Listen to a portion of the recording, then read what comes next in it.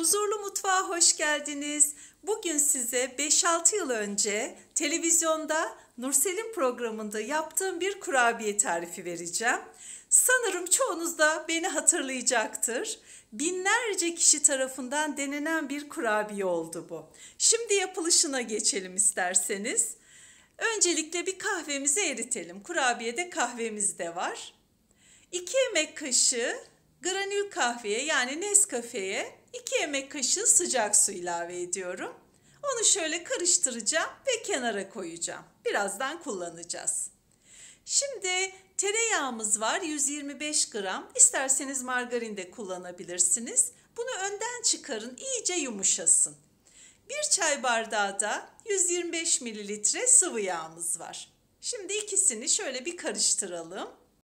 İyice yağlarımızı karıştırdıktan sonra 1 su bardağına yakın pudra şekeri ilave ediyoruz. Pudra şekeriniz yoksa normal şekeri de biraz çekerek ilave edebilirsiniz. Şekerle yağları da güzelce karıştıralım. Bu esnada elinizle de devam edebilirsiniz. O tereyağının güzel erimesi lazım.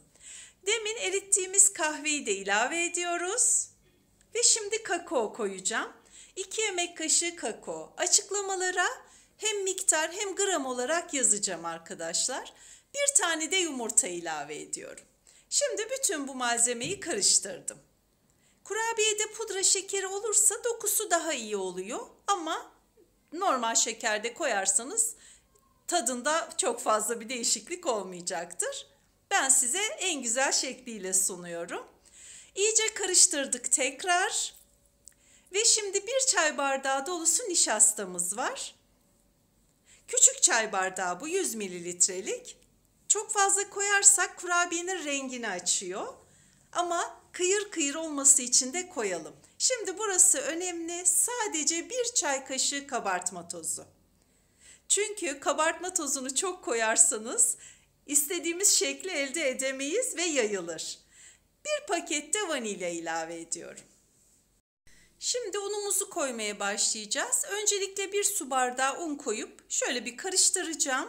Zaten en az 2,5-3 su bardağı kadar alıyor bu malzeme. Yağları bol ya, bir de içinde kahve var. Şöyle artık elimle karıştırıyorum çok güzel yedirmek için. Bir kokusu var size anlatamam. O kahve ve kakao kokusu acayip muhteşem. Videonun başında Nursel'in o kurabiyeleri nasıl kokladığını görmüşsünüzdür.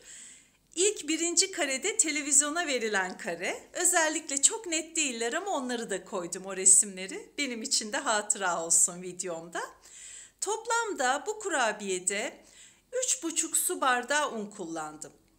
Ve 42 tane kurabiye elde ettim. Şöyle 4-5 santimetre uzunluğunda. Siz rahatlıkla yumurtayı yine 1 koyarak yarım ölçü yapabilirsiniz. En az 20 tane kurabiyeniz olur. Nasıl isterseniz ama evde birkaç kişiyseniz mutlaka böyle bol yapın. Çünkü ağızda eriyen bir kurabiye dayanılmaz ve çok yenir eminim.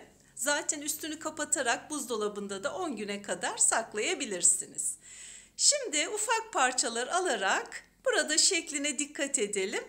Kahve çekirdeği şekli vermeye başlayacağız. Önce yuvarlıyorum, sonra elimin içinde bakın ön arkaya doğru saniyede oval bir şekil alıyor. Silindir, oval bir şekil. Öncelikle ben isterseniz onu da söyleyeyim size.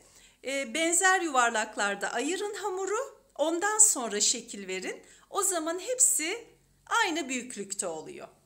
Yuvarlak yuvarlak yapın kaç tane istiyorsanız kurabiyenizi. Ondan sonra da şekil verip tepsinize dizin. Şimdi asıl şekli veren kürdanımız. Evde çöp şiş varsa onunla da yapabilirsiniz. Hatta hiçbiri yoksa bıçakla da ortadan hafifçe çok fazla böyle ikiye kesmeden şekil verebilirsiniz. Yani çareler tükenmez. Siz mutlaka aklınıza gelecektir eğer kürdanınız yoksa. Ama mutlaka deneyin bunu. 165 derecede sıcak fırında tam 10 dakikada pişti. Önden ısıtırsanız 10 dakikada kurabiyeniz pişer. Hafif kabarıp böyle açıldığı zaman artık pişmiştir arkadaşlar. Önce yumuşak olacak, tereyağlı olduğu için ve kurabiyeler genelde öyledir. Soğuduktan sonra sertleşecek. Hatta ben şöyle ılıkken hemen tepsiden çıkardım, çabuk soğusun diye. Şimdi gayet güzel sertleşti. Soğudu kurabiyelerim. Şöyle yanına da bir filtre kahve yaptım. Bugün ya da yarın ya da istediğiniz zaman yaptığınızda gerçekten tam bir çay ya da kahve yanı kurabiyesi. İçindeki koyuluk kahveden ve kakaodan geliyor. Şimdi göreceksiniz ne kadar kıyır bir kurabiye oldu. Bunu yaptığınız zaman belki de diyeceksiniz ki hayatımda yaptığım en güzel kurabiye. Çok güzel, dokusu da lezzeti de. İnşallah sizler de beğenirsiniz. Bakın, şimdi ezeceğim hafif, görürsünüz o kıyırlığını. Beğeni ve yorumlarınızı bekliyorum. Kanalıma da abone olursanız çok mutlu olurum. Lütfen yanındaki bildirim zilini de açın ki sık sık paylaştığım tariflerimden siz de haberdar olun. Bunun az ölçülü tarifini diyet şeklinde de sizinle paylaşacağım, şekersiz olarak.